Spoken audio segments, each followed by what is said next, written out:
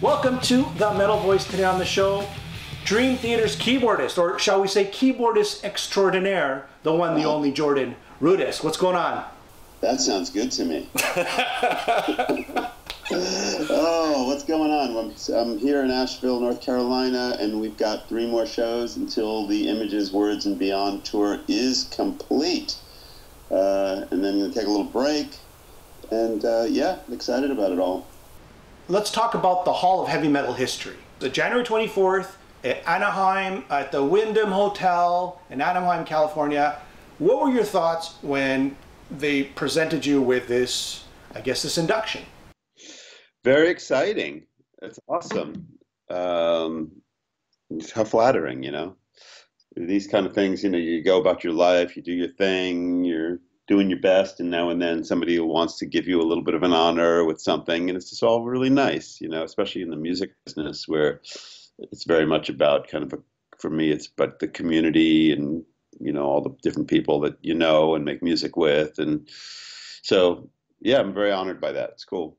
A lot of people don't realize, even though you grew up with, I guess you were blessed with a lot of talent, you really worked your way up into the position you are today. Nothing was given to you. I mean, is that a fair assessment? It's an interesting thing. Yes, that is a fair assessment. Basically, I grew up in a family that was not musical, didn't have any connection to the music business. My father was in the garment business. My mother was a stay-at-home mom, and my brothers both do real estate. So, and I didn't really have, I grew up in a time and got into, you know, rock music and electronic music and all the different things that I do at a time when there was no way to learn it in school. There was no like Berklee School of Music or Musicians Institute. I didn't know anybody, and I had to spend a lot of years kind of figuring things out and making my own way, I guess, which can gain character or whatever. But I certainly did make my own way. Nobody really helped me. These days, there's a lot of young musicians that I enjoy a connection with that I'm happy to help, and I'm, you know, I think back at how hard it was to not have help, and I feel lucky to be in a position, and in a way to even have experienced what I experienced by knowing how valuable it is to have like somebody who can mentor you a little bit, or, you know, to guide along the way. I think it's a really nice thing. As a kid, when you first realized that you could play piano, and I guess it wasn't really your parents, right, who exposed you to the keyboard or the piano.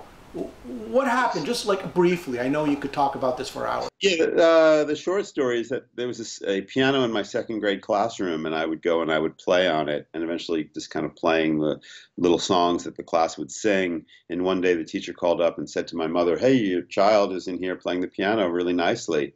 And my mother said, "What are you talking about? We don't even have a piano in the house." The teacher said, "Well, you should get one because he's playing the piano." So she bought a piano that week, and I started taking lessons. And later on, when you went to college, you went to Juilliard, correct? Well, I went to Juilliard for about a year.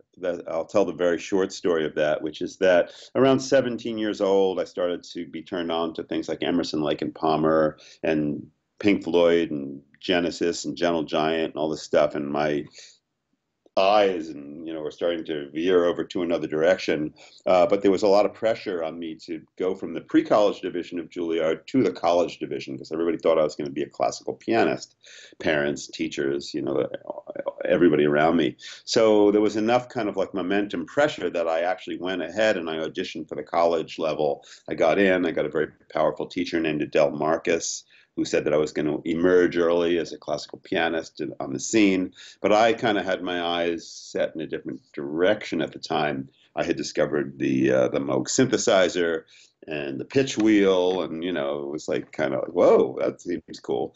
So I ended up staying for a year, and then I left to go explore all the things that I was, you know, really, really interested in. When you were actually at the School of Juilliard, did you find that, man, I'm like everyone else, or you found yourself, or your teachers found you even more extraordinary than everyone else? Well, it's an interesting point, you know, especially these days, and, you know, maybe in the position that I'm in, that every time somebody does something really cool as a young protege, they send it to me. "Jordan, look at this 9-year-old who wrote an opera. Look at this person who plays the piano blindfolded," and this and that. And I think it's all great. But I went to school with kids who were 9 years old writing operas. an amazing pianist at the age of 8 and 10, and it was all around me. And what I realized, first of all, it's wonderful. Second of all, a lot of these people will play the piano incredibly well at 9 years old, and when they get to be 15, 17, 19, they'll be like everybody else, perhaps, because they developed early. They just matured early. Maybe they are coming from like, Japan or Korea, where they're extremely focused and they usually learn these instruments really, really young and develop incredible skill at a very early age. But aside from that, and not saying it's not cool to see somebody really young who plays really well. I'm just kind of pointing out some realities about that. But but the thing that was interesting about me in that environment was, yes, you're surrounded by amazingly talented people, and you're kind of like, just another one of the crowd. However, the one thing that I enjoyed and was fun for me that made me kind of, I guess, stand out a little bit is that I've always been an improviser, and I didn't just play classical music. I played a lot of stuff, and I would turn the kids on, the other students, friends, kids on to what I was doing. So we'd sneak into the practice room down the hall, and I'd play some boogie woogie, or I'd do an improvisation on some theme we were studying in theory class, or so that kind of musical talent was something that everybody, even so many of the students, were really interested in and would get a kick out of, and would bring a smile. And it was always something in Juilliard when I went there that would almost have to be a little bit hidden because it was so strict. What's the final thing I'll say about this part is that it's not like when Mozart was a kid and classical musicians were improvising, and Mozart would do improvisations and people would be blown away and he would play one of his pieces, but there'd be a section where he could improvise, or Bach or any of these guys. Is a very different scene in the classical world. It got very, very tight. So, personally as a musician, I was kind of interested in all these other things. So it was, it was always a little bit of a battle's not the right word, but a challenge to keep that going. In terms of Dream Theater, I know you've answered this question many times in the past, but just for everybody who doesn't know, how did you first get exposed to the band and get offered the keyboardist job? Well, I was exposed to the band by a friend of mine, a guitar player who was doing interviews with different bands at the time. And he told me about this band of great players, these guys who were like virtuosos, and they were amazing, playing progressive music and metal.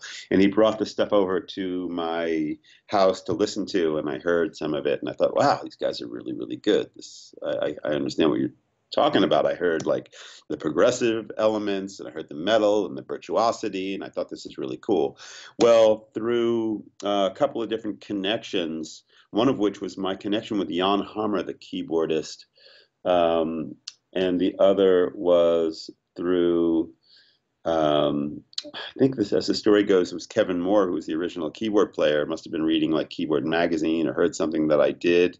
So my name started to spread around. Oh, and the other thing that connected me with Dream Theater was that they were all voted the best new talent in their respective instruments in the magazines, and I was in that particular year when they were opening it up and looking who was the best new talent. And so there were some different, they were hearing my name from different people. And so they ended up giving me a call to audition, for the group. And actually, as the story goes, at first I didn't accept the offer. I agreed to do one show. Matter of fact, James is telling the story on stage every night, basically, because we're revisiting kind of the history. But I agreed to do one show called the Foundations Forum. And after I did that show with them back, it must have been like 94 or something like that, maybe. Getting the year right. I had done that, and then I said no, I wasn't going to join that. I ended up joining the Dixie Dregs, doing that, and then I played with the Portnoy and Petrucci side project, Liquid Tension Experiment. And after a couple of albums of doing that and getting along really well with the guys, musically and personally, they asked me again, and I said, okay, now I'll join. So that was almost 20 years ago. Incredible. What's your favorite album so far that you've participated in, or actually not even participated in, from the Dream Theater catalog? I really loved doing the Astonishing. I know it was an album that was very challenging to some of the fans. Some of the fans really loved it. Some of them didn't kind of relate to it. But for me as a composer, personally, I just really thought it was, it was something that we sunk our, hearts and minds into, and I just feel it was, something that is really close to me. Actually, I saw that tour recently. You were in Montreal, Yeah. and I got to say, I don't want to say astonishing, but it was astonishing. Our biggest production. It was, and I guess, the music fit the production perfectly. And you guys, you blew me away. And I could see how this album was polarizing, but that's what I love about Dream Theater. Polarizing. That's the word. Polarizing. And I could see it, and that's why I love Dream Theater, because you're willing to take that chance, right? And it's an incredible album, and I'm not just saying that. I just think it's probably one of your best albums, period.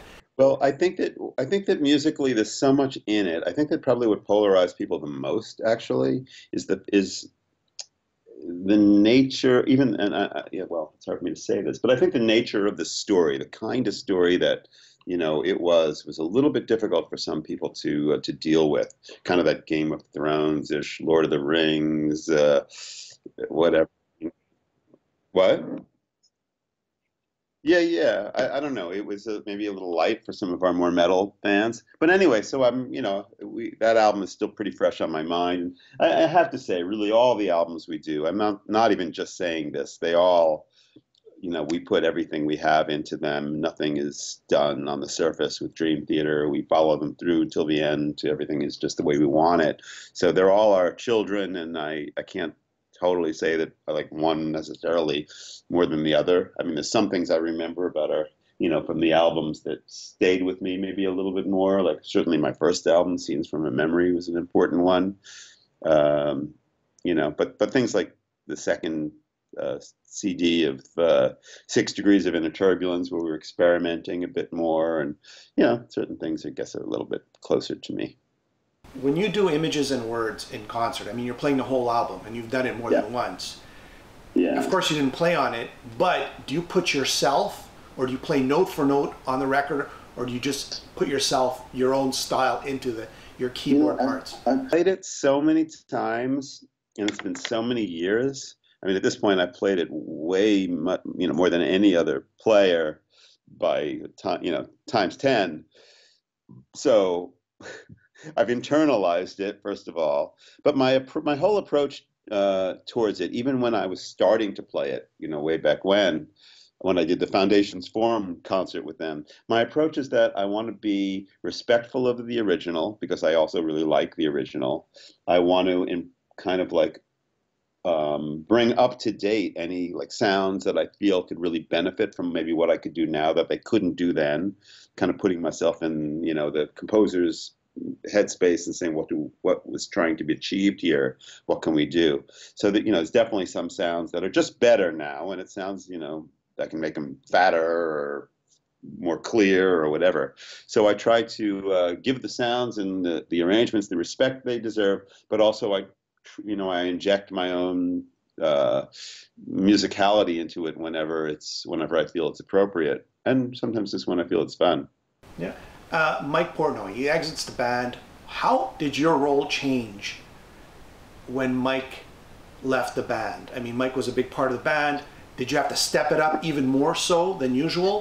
Well, when he left, Mike is so talented at so many different things, and he had his finger on a lot of the pulses of what was making the band work, and that even though there's so much capability in the band between all the guys, it's still losing him took a lot of kind of everybody had to kind of rise to the occasion, if you will, and say, okay, well, we got to make this work, and he's not here anymore.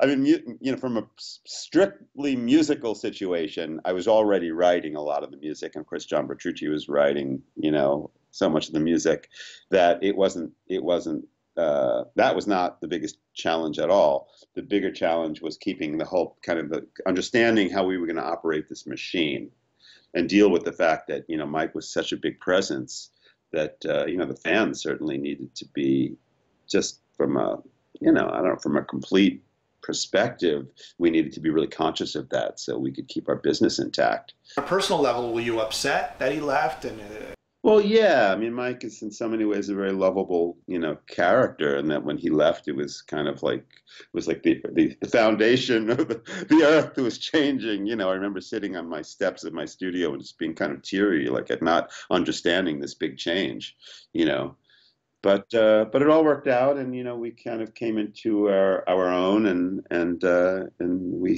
think we're. I walk on stage every night, and I have an incredible relationship, especially musically, with Mike Mangini. We bond in a way that's just really, really fun and really, really cool. And I feel like the Dream Theater's in a really strong position, still having a lot of fun. Is the Dream Theater planning on doing any other full album sets, like Images and Words? Oh, not right now. I mean, we've been on the road for almost 2 years, and now we're going to take a break and then go to the studio, make a new album around May. And see what happens. You know what? My biggest question to you is: after you do this this massive, astonishing album, where do you go from there? I mean, do you do 3 CDs? Do you do 4? I mean, where can you take it? You've covered so much territory. Where can you go next? And I was saying that we've always wanted to do a country and western kind of album, and this might be the time to do it. With a little electronics mixed in, I was thinking it could be pretty cool. Thank you, Jordan, for being on the show. Looking forward to see you in NAMM, as well as the Hall of Heavy Metal History. Congratulations on your induction, and we'll talk soon. Fantastic. Thanks so much for your support and time. I appreciate it.